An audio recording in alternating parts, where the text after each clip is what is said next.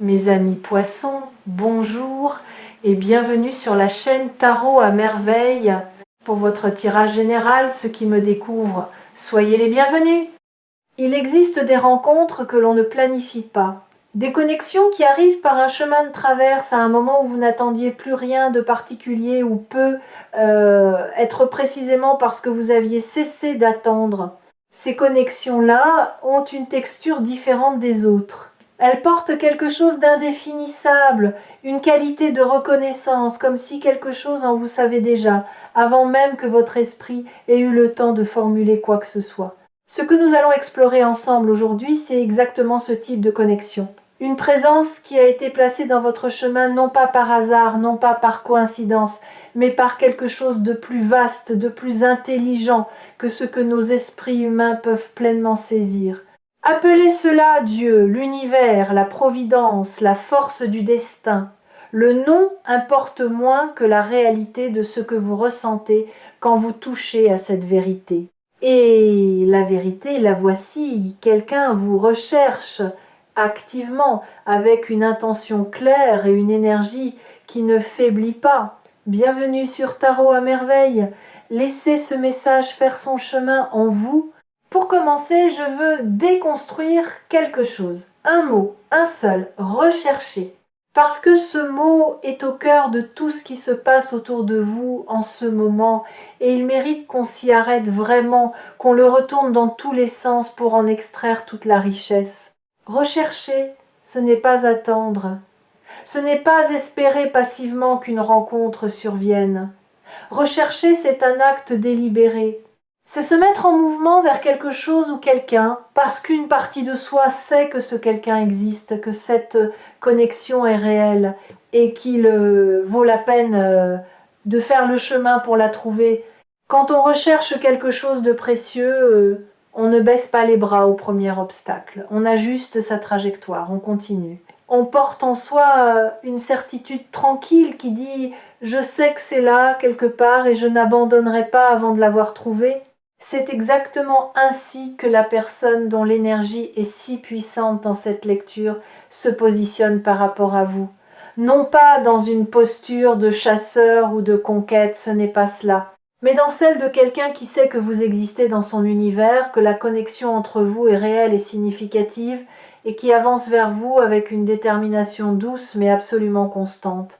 Maintenant, parlons de Dieu ou de cette intelligence supérieure, cette force organisatrice qui tisse les fils invisibles de nos vies d'une façon que nous ne comprenons souvent qu'après coup. Il y a des moments dans une vie où l'on regarde en arrière et où l'on voit avec une netteté saisissante la logique cachée derrière des événements qui semblaient sur le moment n'avoir aucun sens. La rupture qui vous a brisé le cœur et qui rétrospectivement vous a libéré pour quelque chose de bien plus grand. Le détour professionnel qui vous a amené exactement là où vous deviez être. L'ami perdu de vue est retrouvé au moment précis où vous en aviez le plus besoin. Ce n'est pas du hasard, c'est une architecture patiente, intelligente, qui respecte votre liberté tout en tissant autour de vous un destin qui correspond à ce que vous êtes profondément. Et dans cette architecture, cette personne a une place qui lui a été assignée non pas par une décision arbitraire, mais parce que quelque chose en elle résonne avec quelque chose en vous, d'une façon qui ne peut pas être le fruit du hasard. Vous avez été fait d'une certaine manière pour vous croiser, pour vous reconnaître, pour vous apporter mutuellement quelque chose que ni l'un ni l'autre n'aurait pu trouver ailleurs, de la même façon, au même moment. Je veux maintenant vous parler de ce qui se passe dans l'âme de cette personne. Parce que ce que je ressens n'est pas seulement une attirance superficielle ou une curiosité passagère. Ce que je perçois, c'est une profondeur d'intention qui est assez rare pour mériter d'être nommée clairement. Cette personne pense à vous différemment des autres présences dans sa vie. Vous occupez un espace particulier dans ses pensées, pas envahissant, pas obsessionnel, mais persistant. Comme une note de musique qui continue de résonner longtemps après que la mélodie s'est arrêtée. Elle peut être en train de faire une chose tout à fait ordinaire, préparer un repas, marcher dans la rue, s'endormir le soir, et quelque chose la ramène à vous, une sensation, une image, le souvenir d'une phrase que vous avez dite, d'une façon que vous avez de regarder les choses. Ce n'est pas elle qui cherche à vous y ramener, ça arrive tout seul. Et c'est précisément le signe que cette connexion dépasse la dimension purement choisie ou construite. Elle est inscrite quelque part de plus fondamental, dans quelque chose que les traditions spirituelles appellent l'âme, et que la science n'a pas encore tout à fait les mots pour nommer. Il y a une question que je veux poser ici, non pas pour vous mettre mal à l'aise, mais parce qu'elle est au cœur de votre prochaine étape. Est-ce que vous vous sentez cherchable? C'est une question qui peut sembler étrange au premier abord, mais réfléchissez-y un instant. Est-ce que vous croyez vraiment, dans les couches les plus profondes de votre être, que vous méritez qu'on vous cherche, qu'on fasse le chemin vers vous, qu'on vous choisisse encore et encore, même quand ce n'est pas facile, même quand la vie apporte ses complications? Parce que parfois, et ceci s'adresse à beaucoup d'entre vous en ce moment, la plus grande barrière n'est pas l'absence de la bonne personne. C'est la difficulté à croire que nous sommes dignes d'être trouvés. Quelque chose dans notre histoire, nos conditionnements, nos blessures passées, a semé cette graine de doute qui chuchote. Et si je n'étais pas assez? Et si, quand il me connaîtrait vraiment, il repartait? Ce doute est humain et il est compréhensible. Mais je veux que vous entendiez ceci avec toute la clarté que cette lecture peut porter. Vous êtes cherchable, vous l'avez toujours été, et la personne dans votre destin en ce moment le sait mieux que vous. Permettez-moi de vous décrire quelque chose que je perçois très concrètement dans les énergies qui entourent votre situation. Il y a eu des moments, récemment ou moins récemment, où cette personne et vous avez été proches d'une connexion plus profonde, et quelque chose a retardé cette connexion.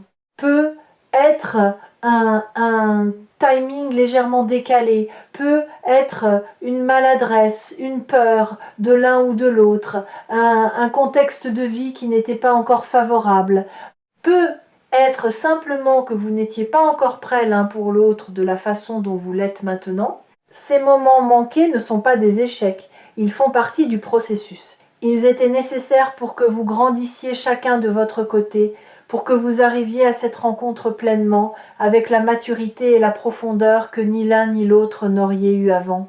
Ce que je vois maintenant, c'est une fenêtre qui s'ouvre, un alignement planétaire, humain, divin, appelez-le comme vous voulez, qui crée les conditions pour que ce qui n'a pas pu se produire avant puisse enfin se déployer.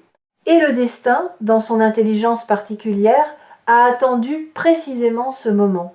Ici, sur Tarot à merveille, nous parlons souvent de destins amoureux, et ce qui rend cette lecture exceptionnelle, c'est la nature de l'intention portée par cette personne envers vous. Elle ne vous cherche pas pour combler un manque, elle n'est pas animée par la solitude ou la peur de rester seule. Ce qui la porte vers vous, c'est quelque chose de beaucoup plus pur. Une reconnaissance, une sensation, au fond d'elle-même, que vous êtes quelqu'un d'important pour son chemin de vie. Pas de façon romantique et floue de façon concrète, ancrée, réelle. Elle vous cherche parce qu'elle perçoit en vous quelque chose qu'elle n'a pas trouvé ailleurs. Une façon d'être dans le monde, une profondeur, une authenticité, peut être même une fragilité que vous cachez soigneusement, mais qu'elle devine et qui lui inspire non pas de la pitié, mais une forme de tendresse protectrice. Ce que cette personne veut vous offrir, c'est un espace dans lequel vous seriez entièrement visible et entièrement en sécurité au même moment. Ces deux choses ensemble, être vu et être en sécurité, c'est l'essence même de ce que l'amour peut offrir de plus précieux. Je veux maintenant parler de quelque chose qui touche à votre propre rôle dans ce qui se prépare. Parce qu'un destin, aussi beau soit-il, se vit à deux. Et vous avez une part active à jouer. Il ne s'agit pas de faire des efforts extraordinaires, ni de vous transformer en quelqu'un d'autre. Il s'agit d'une chose beaucoup plus subtile. Restez présent à vous-même. Continuez à vivre, à vous nourrir, à cultiver ce qui vous rend vivant, vos passions, vos amitiés, votre relation à votre propre espace intérieur. Ne pas vous mettre en veille dans l'attente de cette personne. Parce que c'est justement quand vous vivez pleinement votre propre vie que vous émettez l'énergie qui attire à vous ce qui vous est destiné. Ce n'est pas un paradoxe. C'est une loi spirituelle qui se confirme encore et encore. On attire ce qui résonne avec notre propre vibration. Et votre vibration en ce moment, quand vous êtes aligné avec qui vous êtes vraiment, est d'une beauté et d'une puissance remarquables. Alors continuez, soyez vous-même avec courage, faites les choses qui vous font du bien, prenez soin de votre corps, de votre esprit, de vos liens. C'est la meilleure préparation possible à ce qui vient. Il y a une dimension de cette lecture que je n'ai pas encore abordée et elle est importante, la dimension de la foi. Non pas la foi au sens dogmatique ou institutionnel, mais la foi dans son sens le plus nu et le plus humain. Cette capacité à continuer d'avancer même quand on ne voit pas encore où le chemin mène. À faire confiance au mouvement de la vie même quand les preuves extérieures sont encore discrètes. À tenir debout dans l'espace entre ce qu'on espère et ce qu'on peut voir.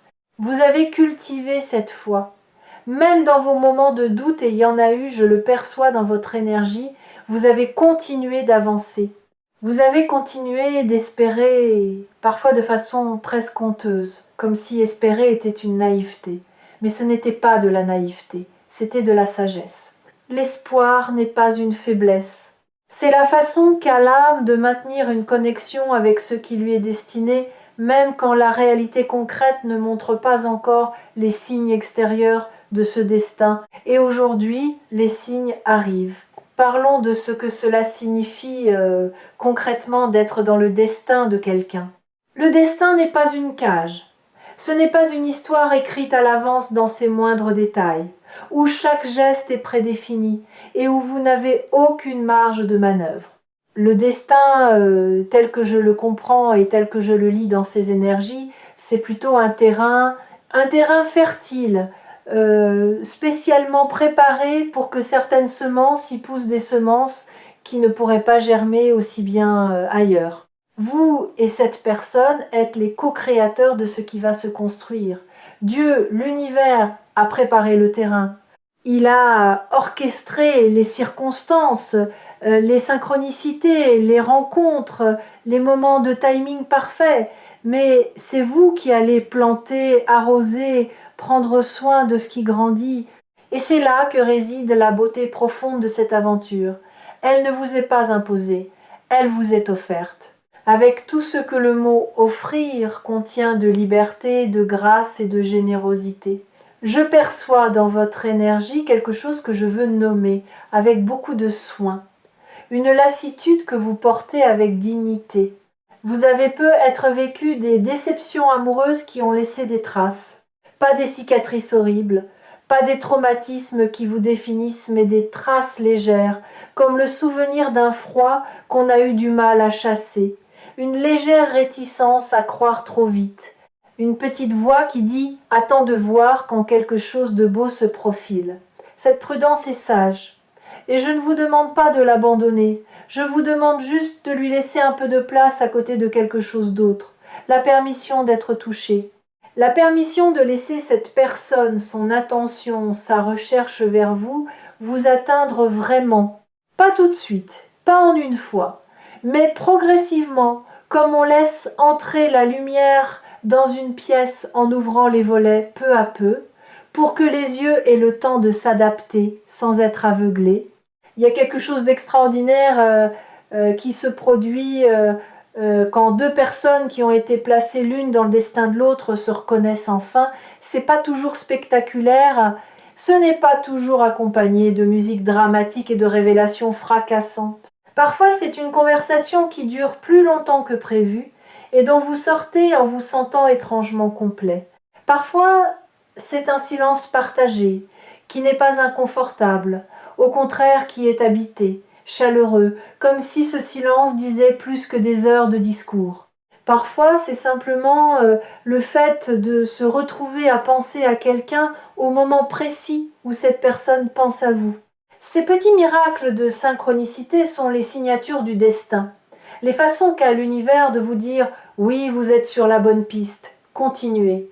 Soyez attentif à ces moments, pas avec anxiété, ni avec une loupe analytique, mais avec une ouverture tranquille. Ils sont là, ils vont se multiplier. Ce que Dieu ou l'univers ou le destin a mis en place autour de vous, ce n'est pas juste une rencontre romantique, c'est quelque chose de plus vaste. C'est la possibilité d'une vie dans laquelle vous seriez accompagné, véritablement accompagné, par quelqu'un dont la présence vous permet d'être plus pleinement vous-même.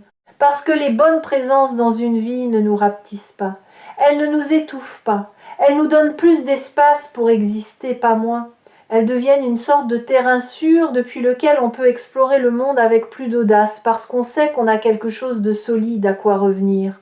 Cette personne qui vous cherche, elle est ce terrain sûr, pas parfaite, pas sans ses propres complexités et ses propres zones d'ombre, parce que les humains ne sont jamais parfaits, mais fondamentalement alignés avec ce dont vous avez besoin pour vous épanouir. Voici ce que je veux que vous emportiez de cette lecture, comme une pierre dans la poche, quelque chose de simple, de concret, que vous pouvez toucher quand le doute revient.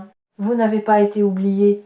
Dans l'immensité de l'univers, avec tous ces milliards d'histoires humaines qui se déroulent simultanément, votre histoire n'a pas été laissée de côté.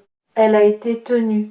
Elle est tenue avec soin, avec attention, avec une intention bienveillante qui dépasse ce que nous pouvons voir de là où nous sommes.